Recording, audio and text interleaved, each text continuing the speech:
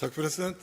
Jeg hadde jo stålsatt meg litt foran debatten, for jeg tenkte når en SV-representant tar opp et sånt spørsmål, så kommer det en haug med nye forslag til avgifter og regler og reguleringer.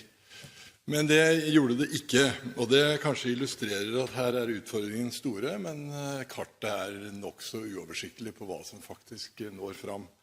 Jeg tror, hvis man ser både på fedmeutviklingen og på diabetesutviklingen i samfunnet, så er det noen utfordringer ved vårt velferdssamfunn, og det inaktive samfunn, kall det gjerne det, som vi er på tur inn i, som gjør at det kreves faktisk ganske mye kompetanse for å beholde god helse. Og det er en kjempeutfordring. Jeg synes finansministerens gjennomgang var god, og vi ser veldig frem til en gjennomgangen av en generell sukkeravgift og hva man eventuelt kan gjøre. Vi har jo stort sett fulgt regjeringen på det avgiftsopplegget som har vært, bortsett fra med matmomsen, tror jeg. Men det er jo så avgjort noen begrensninger her, og det er vel få områder som også har så mange spørsmål i forbindelse med behandlingen av statsbudsjettet som nettopp avgiftspolitikken.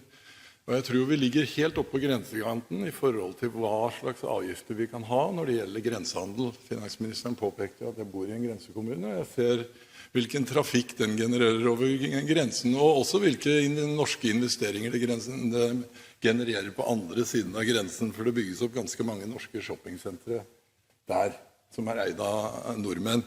Så grensehandelen er definitivt en begrensning, men det er også en begrensning hva som er effektivt.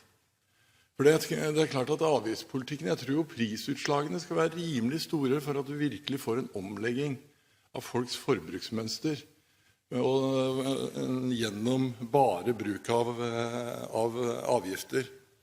Så i erkjennelsen av, nå tilhører jeg et parti som mener at det er faktisk en ganske stort ansvar for den enkelte å ta ansvar både for egen helse og egen aktivitet og alt sammen. Men det er klart at her trengs det også et fokus fra nasjonal politikks side.